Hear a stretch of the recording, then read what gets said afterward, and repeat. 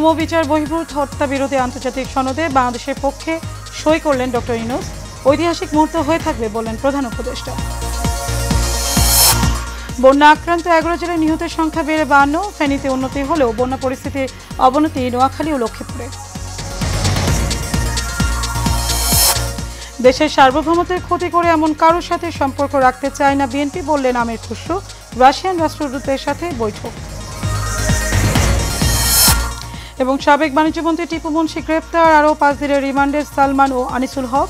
মির্জা আব্বাসের দুদকের মামলা প্রত্যাহার।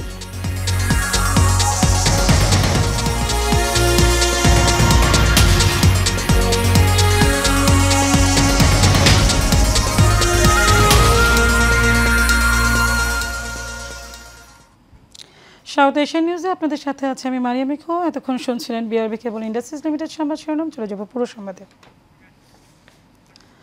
নিখোঁজ ও গুম থেকে নাগরিকদের রক্ষা করতে সুরক্ষা বিষয়ক আন্তর্জাতিক কনভেনশনের দলিলে স্বাক্ষর করেছে বাংলাদেশ।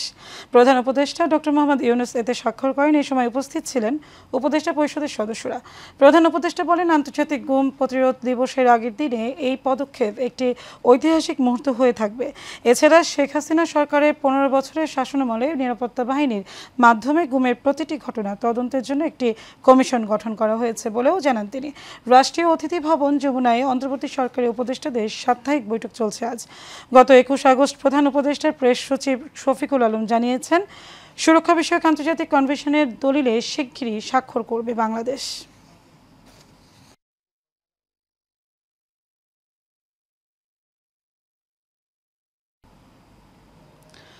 অতিবৃষ্টি ও উজানের পানির ঢলে বাংলাদেশের সৃষ্টি হওয়া বন্যা আক্রান্ত 11 জেলায় নিহতের সংখ্যা বেড়ে 52 জনে ঠেকেছে। এক সপ্তাহের বেশি সময় ধরে চলা এই বন্যায় ক্ষতিগ্রস্ত মানুষের সংখ্যা 58 লাখ ছাড়িয়েছে। নোয়াখালী লক্ষ্মীপুরে অঞ্চলে ভারী বৃষ্টি ও উজানের পানির কারণে বন্যা পরিস্থিতি অবনতি হয়েছে। তবে ফেনীর বিভিন্ন এলাকায় পানি ধীরে ধীরে কমতে থাকায় বন্যা পরিস্থিতি উন্নতি হয়েছে। ইতিমধ্যে পানি কমে যাওয়ায় অনেকের গলিত মরদেহ পাওয়া যাচ্ছে। পুলিশের বরাত দিয়ে ফেনী জেলা প্রশাসন সূত্রে মৃতের সংখ্যা এ পর্যন্ত 17 জন বলে জানান। প্রতিনিধিদের দেওয়া তথ্য ছবিতে বিস্তারিত জানাচ্ছেন শেখ ফাহিম। টানা বৃষ্টি ও ভারত থেকে আসা উজানের পানিতে দীর্ঘদিন ধরে পানিবন্দী নোয়াখালীর বাসিন্দারা। অল্প কিছু এলাকাতে পানি কমলেও বৃষ্টির কারণে একবারে সরছে না বন্যার পানি। এখনও তলিয়ে আছে জেলার পথঘাট ও মানুষের বসতবাড়ি। আর ঘরবাড়িতে পানি থাকায় এখনও আশ্রয়কেন্দ্রেই অবস্থান করছেন বেশিরভাগ মানুষ। আমার মারে মাত্র আশ্রয়কেন্দ্রে রাখিয়েছে। এখন 19টা ফ্যামিলি এই বাড়ির থেকে, এই গ্রামের থেকে আশ্রয়কেন্দ্রে চলে গেছে। পানি এসে দরিয়া সাগরে বাসতাম আছে, গরু লো গোপান লো ছোট হুলান ছাবালো গড় হড়ি রয়েছে, কোনো রকম টিনে দুগা খাই জীবন বাঁচাইতাম আছি আরই। কষ্ট করে রান্না বান্না করতেছে, ওর তো ঘরের ভিতরে পানি ঢুকতে গেছে। তো আমরা কি করবো, আমরা তো আজ 15 দিন পানি এসে গেছে, আমরা তো করতে পারছি না। আমার এই চলতেছে এখন 72। আমার জীবনে বহু তুফান কত কিছু দেখছি, বহুত বন্যা দেখছি। এই ধরনের বন্যা আমার জীবনে আমি তবে ফেনীর বেশিরভাগ এলাকার বন্যা পরিস্থিতির উন্নতি হয়েছে। পানি কমার সাথে সাথে বন্যা পরবর্তী ক্ষতচিহ্ন স্পষ্ট হচ্ছে ফেনীর দুর্গত অঞ্চলে। পানি নামা অব্যাহত থাকলেও এখনও পানিতে তলিয়ে ঘরবাড়ি ও সংযোগ সড়ক। এই পরিস্থিতিতে বেশিরভাগ মানুষই এখনও ফিরতে পারেনি ঘরে। আমরা আসলে কখনো এরকম বন্যা দেখি নাই। খুবই বড় এবং খারাপ পরিস্থিতি। ছোট বাচ্চাদেরকে নিয়ে এবং গর্ভবতী মহিলাদেরকে নিয়ে এই ক্যাম্পে যারা আছে অনেক কষ্টে আছে। বহুত পানি, আমরা আশা চাই না। মনে করছি কি পানি কমবো, আমরা এই জায়গা থাকবো।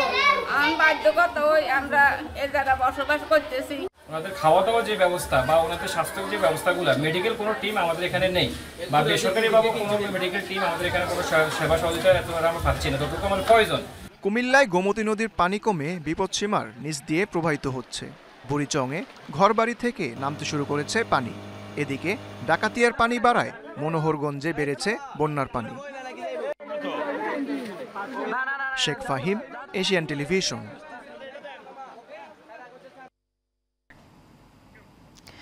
দর্শক, বন্যার আরও খবর জানাতে নোয়াখালী থেকে সরাসরি যোগ দিচ্ছেন সহকর্মী মাহবুব আলম।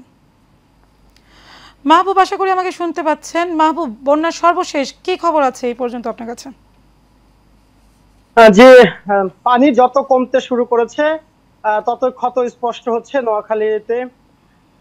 যেহেতু এই অঞ্চলটি বন্যা কবলিত হয়েছে, এই ধরনের অভিজ্ঞতা কিন্তু নোয়াখালীবাসীর অতীতে ছিল না, ফলে ক্ষতির পরিমাণটাও বেশি হবে বলে আমরা লক্ষ্য করেছি। যারা আশ্রয় কেন্দ্রে আছে তারা কিন্তু বাসায় গিয়ে তাদের ক্ষয়ক্ষতির পরিমাণটি পরিমাপ করার চেষ্টা করছে। তাদের কয়েকজনের সঙ্গে কথা বলেছি, তাদের যেহেতু বন্যার সময় যে অভিজ্ঞতা লাগে সেটুকু তাদের না থাকার কারণে তারা কিন্তু তাদের গবাদি পশুগুলো এবং বিভিন্ন দামি আসবাবপত্র যা ছিল সেগুলো যথাযথভাবে সংরক্ষণ করতে পারেনি, ফলে তাদের ক্ষয়ক্ষতির পরিমাণটি কিন্তু অনেক বেশি, তুলনামূলক অনেক বেশি হয়েছে। এছাড়া আর যারা এই অঞ্চলের খামারি রয়েছেন, মৎস্য চাষী রয়েছেন, তাদের ক্ষতির পরিমাণটিও অনেক। এবং যারা বিভিন্ন পেশাজীবী আছেন, বিভিন্ন ছোট ছোট ব্যবসায়ী আছে, তাদের বা যারা ফসল করে থাকেন তাদের সমস্ত কিছুই কিন্তু তলিয়ে গেছে পানিতে। এবং আরেকটি বিষয় যেটি স্পষ্ট হয়েছে সেটা হচ্ছে যারা আশ্রয় কেন্দ্রে আছেন তারা কিন্তু এখনো ত্রাণের দিকে তাকিয়ে আছেন, কারণ তাদের যে প্রয়োজনীয় যে পুষ্টিকর খাবারগুলো আছে তাদের সন্তানদের জন্য, মহিলাদের জন্য, সেই পরিমাণের খাবার কিন্তু ত্রাণ কেন্দ্রগুলো থেকে দেওয়া হচ্ছে না। এবং যারা আটকা পড়ে আছে তাদের ব্যাপারে আমি আগেও জানিয়েছিলাম যে তাদের শুকনো খাবার আছে কিন্তু রান্না করা খাবার তারা পাচ্ছে না। এছাড়া এখন যে বিষয়টি হয়ে দাঁড়িয়েছে মুখ্য প্রধান, যেটি হচ্ছে পুনর্বাসন প্রক্রিয়াটি কিরকম হবে সেটাই এখন নোয়াখালীবাসী সেদিকে দৃষ্টি দিয়ে আছে। কারণ পুনর্বাসন করার ক্ষেত্রে আপনার যে সমন্বয়ের প্রয়োজন, সেই সমন্বয়হীনতা স্বেচ্ছাসেবীরা আমাদের কাছে প্রকাশ করেছেন যে কোনো ধরনের সমন্বয় নেই, যে যার মতো পারছে তারা ত্রাণ সংগ্রহ করছে এবং তারা সেটি বিতরণ করার চেষ্টা করছে। কাজে সরকারিভাবে পুনর্বাসনের জন্য প্রয়োজনীয় পদক্ষেপ নেওয়ার দাবি করেছেন অনেকে। পানি কমতে শুরু করেছে। এখন এই ছিল সর্বশেষ নোয়াখালী থেকে আমার কাছে। মাহবুব, আপনাকে ধন্যবাদ। দর্শক যেমনটা শুনছিলেন, আমাদের সহকর্মী নোয়াখালী থেকে জানাচ্ছিলেন আমাদেরকে বন্যা পরিস্থিতি নিয়ে। আমরা চলে যাব পরবর্তী সংবাদে। ঢাকা বিশ্ববিদ্যালয়ে অষ্টম দিনের মতো চলছে বন্যা দুর্গতদের জন্য গণত্রাণ সংগ্রহ কার্যক্রম। সকাল থেকে বৈষম্য বিরোধী ছাত্র আন্দোলনের এই কার্যক্রম শুরু হয়। তবে অন্যান্য দিনের তুলনায় ত্রাণের পরিমাণ কমেছে বলে জানান স্বেচ্ছাসেবকরা। বন্যা পরবর্তী পূর্ববাসনে আরও বেশি পরিমাণ সাহায্যের প্রয়োজন থাকায় বিত্তবানদের এগিয়ে আসার আহ্বান জানান তারা। আনসারুল ইসলামের ক্যামেরায় কাউসার আহমেদের রিপোর্টে বিস্তারিত। অন্ধ হয়ে বেঁচে থাকার বিভীষিকাময় জীবনযাপন করছিলেন পুরান ঢাকার এই ব্যক্তি। রেডিওর খবর শুনে বন্যা দুর্গত মানুষের পাশে দাঁড়াতে ছুটে এসেছেন পিএসসির গণত্রাণ সংগ্রহে সহায়তা করতে। বলছিলেন নিজের ওষুধের টাকা দিয়েই কিনেছেন এসব সামগ্রী, যেখানে রয়েছে কিছু নাপার ট্যাবলেট আর চিরা। টাকা পকেটে না রাখা যা পারেন যা তৌফিক আপনারা এখানে শরীক হন।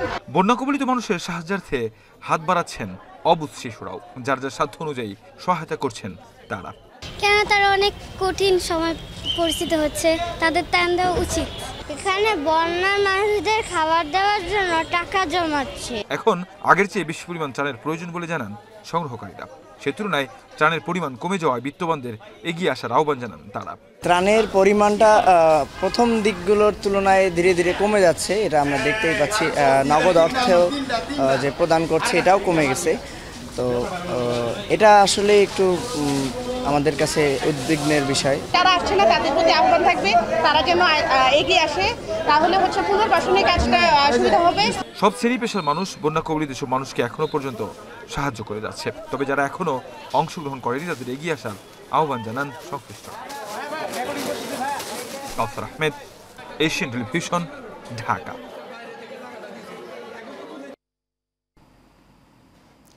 দর্শক বোর্ডের আরও খবর জানাতে ফেনী থেকে সরাসরি যোগ দিচ্ছেন সহকর্মী সৈয়দ কামাল।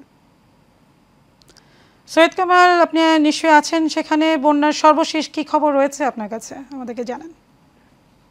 জি, আপনাকে অসংখ্য ধন্যবাদ। আমি বন্যা কবলিত এলাকায় এই মুহূর্তে বিভিন্ন জায়গায় রান্না করা খাদ্য পরিবেশনের কাজে নিয়োজিত আছি। ফেনীর পল্লাইয়া, ফুলগাজী, পরশুরাম এই তিনটি উপজেলায় পানি অনেকটা কমে গেছে। এখনো নিম্নাঞ্চলে কোমর পরিমাণ পানি রয়েছে।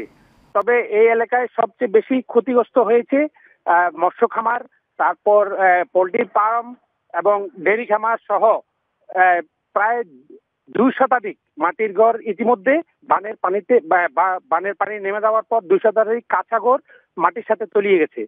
এছাড়া এই এলাকায় অনেক বিভিন্ন সংস্থা, সরকারি বেসরকারি বিভিন্ন সংস্থার লোকজন বন্যা কবলিত এলাকায় শুকনো খাবার, নিরাপদ পানি, খাওয়ার স্যালাইন, বিশুদ্ধকরণ পানি বিশুদ্ধকরণ ট্যাবলেট এবং ওষুধ বিতরণ করে যাচ্ছেন।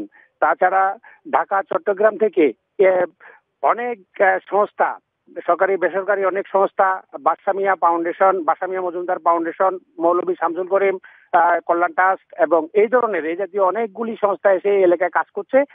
মোটামুটি মানুষ খাওয়ারে কোনো কষ্ট পাচ্ছে না। তবে কিছু কিছু খবর পাওয়া যাচ্ছে একদম নিম্নাঞ্চলে যারা এখনো রয়েছে, যেখানে এখনো বুক পরিমাণ পানি, ওই এলাকায় খাবার পৌঁছানো এখনো খাওয়ার পৌঁছাচ্ছে না, এমন ধরনের অভিযোগ আমাদের কাছে আসছে। আর একটা কথা আপনাকে জানিয়ে রাখি, বন্যায় এই পর্যন্ত ছাগলনাইয়া, ফুলগাজী, পরশুরাম এই 3 উপজেলায় 7 জন বানের স্রোতে ভেসে অথবা পানিতে আটকে মারা যাওয়ার সংবাদ আমাকে নিশ্চিত করেছে ছাগলনাইয়া ফায়ার সার্ভিস স্টেশন। এই ছিল আমার কাছে এখন পর্যন্ত এই এলাকার ছাগলনাইয়া, ফুলগাজী, পরশুরাম এই 3 উপজেলার বন্যার সর্বশেষ তথ্য। আপনাকে ধন্যবাদ। দর্শক, যেমনটা শুনছিলেন বন্যার ভয়াবহ পরিস্থিতি এবং সেখানে খাদ্য সংকট নিয়ে আমাদের সহকর্মী আমাদেরকে জানাচ্ছিলেন। আমরা চলে যাব পরবর্তী সংবাদে। দেশের সার্বভৌমত্বের ক্ষতি করে এমন কারোর সাথে সম্পর্ক রাখতে চায় না বিএনপি বলে মন্তব্য করেছেন দলের স্থায়ী কমিটির সদস্য আমির খসরু মাহমুদ চৌধুরী। গুলশানে বিএনপির চেয়ারপারসনের রাজনৈতিক কার্যালয়ে দলের মহাসচিব মির্জা ফখরুল ইসলাম আলমগীরের নেতৃত্বে একটি প্রতিনিধি দল ঢাকায় নিযুক্ত রাশিয়ার রাষ্ট্রদূত আলেকজান্ডার মন্টিটস্কির সঙ্গে বৈঠকে আমির খসরু বলেন, দেশ ও জনগণের স্বার্থে প্রাধান্য দিয়ে মৌলিক বিষয়গুলোকে কিভাবে কাজ করা যায় এসব বিষয়গুলো রাশিয়ান রাষ্ট্রদূতের সাথে আলোচনা হয়েছে। রাশিয়ায় বাংলাদেশের পণ্যের বাজার প্রসারের বিষয়েও আলোচনা হয়েছে বলেও জানান তিনি। সম্পর্ক অর্থনৈতিক, পলিটিক্যাল যেটাই হোক, সাংস্কৃতিক যেটাই হোক, সম্পর্ক হতে হবে বাংলাদেশের মানুষের এটার উপকারিতার উপরে, বাংলাদেশের দেশের উপকারিতার উপরে। এর বাইরে তো আমার নিজের দেশের আর্থিক ক্ষতি করে, আমার দেশের জনগণের ক্ষতি করে, দেশের ইন্টারেস্টের ক্ষতি করে, দেশের স্বাধীনতা সার্বভৌমত্বের অসুবিধা করে কোনো সম্পর্ক কারোর সাথে হতে পারে না। সুতরাং এটা রাশিয়ার অ্যাপ্লাই করি ইকুয়ালি। Thank you. সাবেক বাণিজ্যমন্ত্রী টিপু মুন্সিকে গ্রেপ্তার করেছে র্যাব। বুধবার দিবাগত রাতে 1:45টার দিকে র্যাব সদর দপ্তর থেকে পাঠানো এক খুদে বার্তায় টিপু মুন্সিকে রাজধানী গুলশান এলাকা থেকে গ্রেপ্তারের তথ্য জানানো হয়েছে। র্যাব বলেছে, বৈষম্যবিরোধী ছাত্র আন্দোলনের কর্মসূচি চলাকালে গুলিবিদ্ধ হয়ে শ্রমিক মুসলিম উদ্দিন মিলন নিহতের ঘটনায় দায়ের করা মামলায় গুলশান 1-এর একটি বাসা থেকে টিপু মুন্সিকে গ্রেপ্তার করা হয়েছে।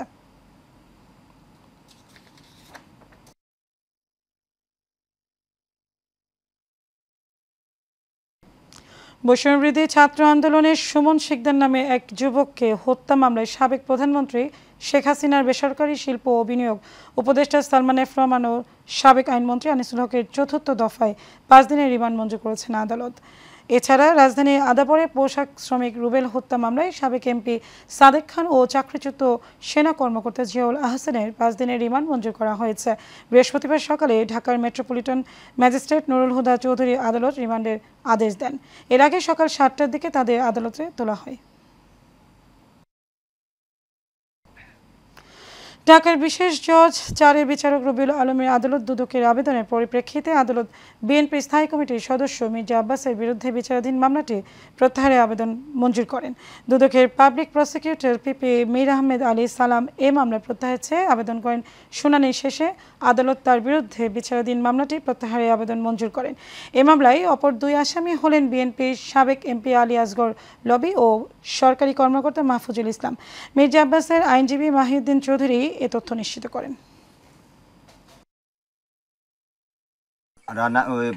রান্না করে এমনি খাই আমরা, অনেক সমস্যা, খুব অভাব সমস্যা আছে, বাছরুন সিদ্ধ করে খায়।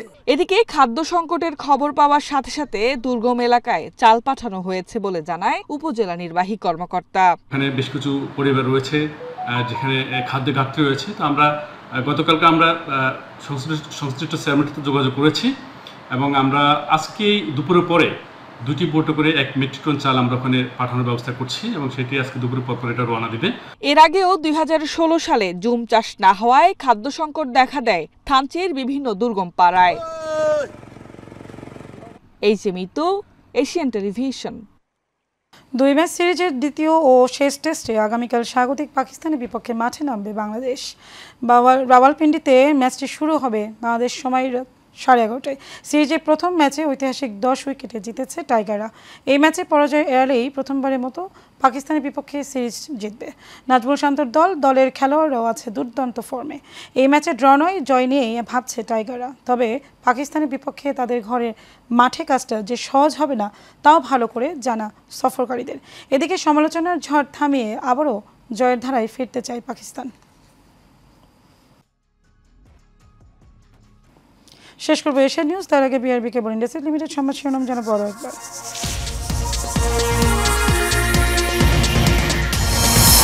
গুম ও বিচার বহির্ভূত হত্যা বিরোধী আন্তর্জাতিক সনদে বাংলাদেশের পক্ষে সই করলেন ডক্টর ইউনূস। ঐতিহাসিক মুহূর্ত হয়ে থাকবে বললেন প্রধান উপদেষ্টা। বন্যা আক্রান্ত 11 জেলায় নিহতের সংখ্যা বেড়ে 52। ফেনীতে উন্নতি হলেও বন্যা পরিস্থিতির অবনতি নোয়াখালী ও লক্ষ্মীপুরে। দেশের সার্বভৌমত্বের ক্ষতি করে এমন কারোর সাথে সম্পর্ক রাখতে চায় না বিএনপি বললেন আমির খসরু। রাশিয়ান রাষ্ট্রদূতের সাথে বৈঠক। এবং সাবেক বাণিজ্যমন্ত্রী টিপু মুন্সি গ্রেপ্তার, আরও 5 দিনের রিমান্ডে সালমান ও আনিসুল হক। মির্জা আব্বাসের দুদকের মামলা প্রত্যাহার।